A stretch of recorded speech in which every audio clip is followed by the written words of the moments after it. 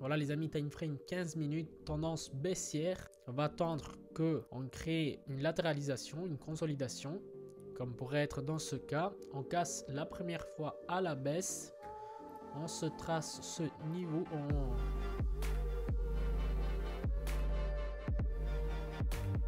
trace ce niveau très important. Parce que c'est celui-là qu'après on va aller utiliser pour un short. On peut chercher confirmation avec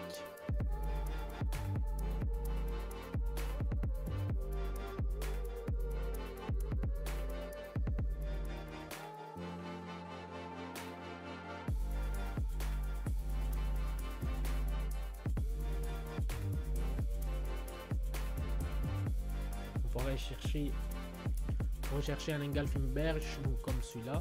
On rentre à la prochaine bougie, stop loss après le POC, risk reward 2.80 et c'est parti. Bonjour à tous les amis et bienvenue dans cette nouvelle vidéo. Moi c'est Giovanni, je m'occupe principalement de trading et bienvenue dans la partie 2 de cette série de vidéos où on parle de comment suivre les traces des institutionnels et les banques à travers l'analyse volumétrique. Donc si tu n'as pas regardé la partie 1, je te conseille d'aller la regarder, comme ça tu comprendras mieux. Et ensuite, abonne-toi si tu veux des autres vidéos comme ça. Maintenant, c'est parti. Maintenant qu'on a vu les 3 indicateurs qu'on peut utiliser pour suivre les traces, entre guillemets, des institutionnels, je vais vous donner quelques idées pour vous créer votre propre stratégie. Moi, personnellement, il y a 3 techniques que j'utilise avec l'aide du volume profile pour faire du trading de manière rentable. Et je les regroupe, ces techniques, dans 3 catégories. Donc la défense de la tendance, l'accumulation des volumes et la rotation de prix. Aujourd'hui, on va se concentrer sur l'accumulation des volumes. L'étape numéro 1 de cette technique repose sur l'identification d'un canal dans lequel le prix évolue latéralement. Donc, on va se trouver un canal où le prix a latéralisé. Ça pourrait être ici, comme ça pourrait être ici aussi. Mais on va faire quelque chose, on va aller...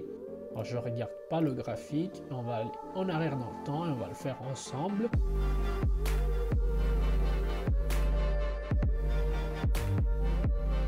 Maintenant, l'étape numéro 2. On attend que le prix casse le canal et prenne une direction haussière ou baissière de manière agressive et décisive. Et je ne dis pas agressif et décisive juste pour le dire. Donc, il faut vraiment que le prix casse comme ici, par exemple.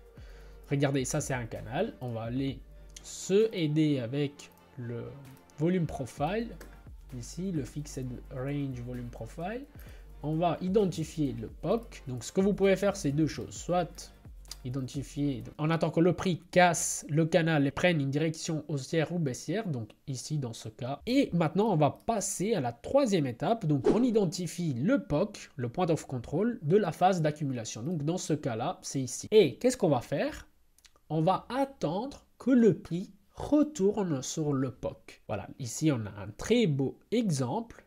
Regardez. À ce moment-là, il a touché le POC et il a très bien réagi. Maintenant, je vais vous dire une chose. On parle de mouvement vraiment de time frame. On parle du day trading, de intraday. Donc, maximum 5-6 bougies, il faut sortir. Enfin, ça, c'est comme je l'utilise. Le POC, à un moment donné, il va être détruit. Et c'est de l'intraday ce qu'on fait. On recherche vraiment des variations de prix très courts, enfin très petits. Et donc dans la journée, ça c'est intraday. En 3, 4, 5 bougies, il faut sortir de la position. Donc regardez comme ça pouvait être ici. Voilà, il a bien réagi, mais il faut sortir dans la journée. La logique qu'il y a derrière ça, c'est que les institutions défendront leur position si le prix est poussé contre elles. Et personne ne veut prendre le risque de devoir affronter une institution. Mais les institutions, eux, ils vont affronter, ils vont combattre, entre guillemets. Ici, on a un autre exemple. Regardez ici, latéralisation. Le POC où il se trouve, ici. Regardez ce qui s'est passé. Il a pris une décision agressive, il est retourné contre, il a réagi un petit peu, sorti, utilisé comme résistance et bam. Donc voilà, maintenant une autre chose que vous pouvez faire, au lieu d'identifier que le POC, vous pouvez identifier la value area.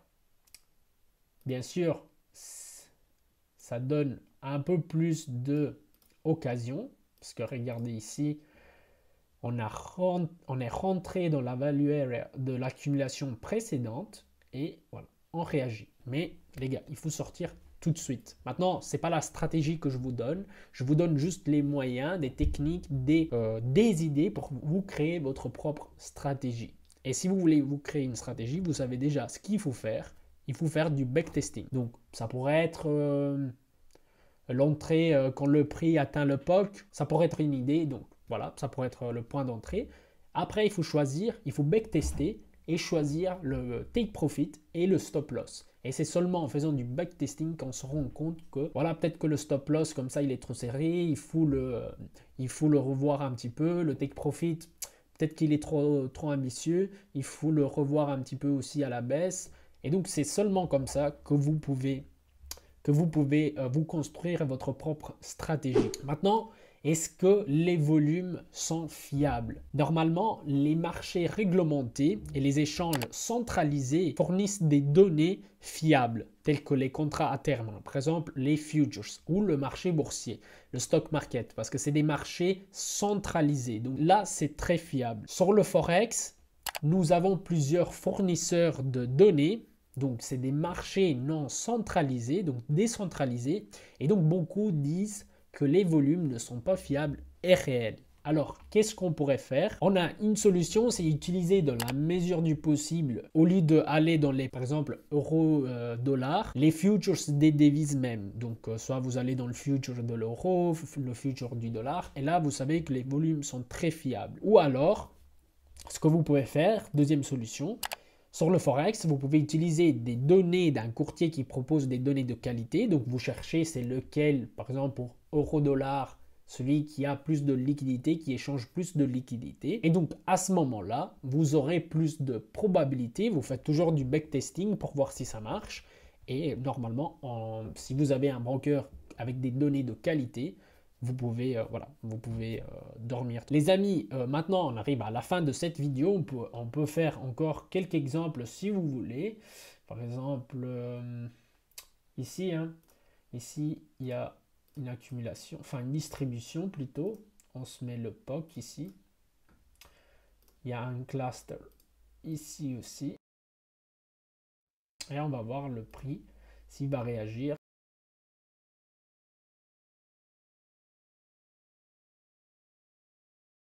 Voilà, ici on était dans la value area. Encore une fois. Après, à un moment donné, ça va se casser. Ça ne peut pas continuer tout le temps, sinon le marché, il prendrait seulement une direction. Ici, on est dans le cluster. Et regardez comme le prix a réagi. Donc, ne pas seulement, les volumes sont importants, donc les volumes colorés, mais aussi s'il y a des... Regardez par exemple, qu'est-ce que je peux vous montrer? Donc comme cela, regardez, ici il n'y a pas de volume, mais ici il y a quand même des volumes et sont à considérer également. Donc on va voir, donc vous voyez ici, réaction, bam, il retouche le POC d'avant, il essaye de casser le POC, il le casse enfin, et réagit. Et pour moi, une fois qu'il est cassé, qu'il a été cassé, pour moi, ne vaut plus. Donc je le compte plus. Ça marche pas, enfin... Pour ma stratégie, j'ai testé et une fois qu'il réagit, le prix réagit une fois, la deuxième fois, la troisième fois, ce sera toujours plus faible et donc c'est prendre des risques, dans mon cas, pour rien.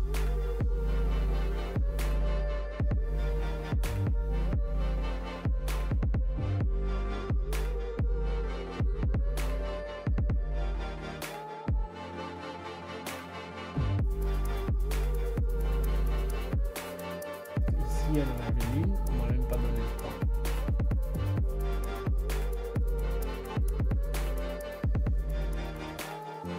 Ici, on en a une.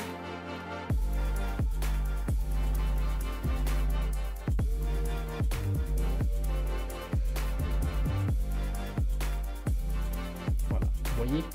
En plus, les amis, la stratégie à 100% de win rate, ça n'existe pas. Donc, il y aura toujours des stop loss, peu importe votre stratégie. Donc, il y en aura qui marcheront plus que des autres, mais les stop loss, c'est obligatoire. Donc, habituez-vous à prendre des stop loss et c'est comme ça que vous allez grandir doucement. Les amis, pour cette vidéo, c'est tout. Si vous avez des questions, vous pouvez laisser des commentaires.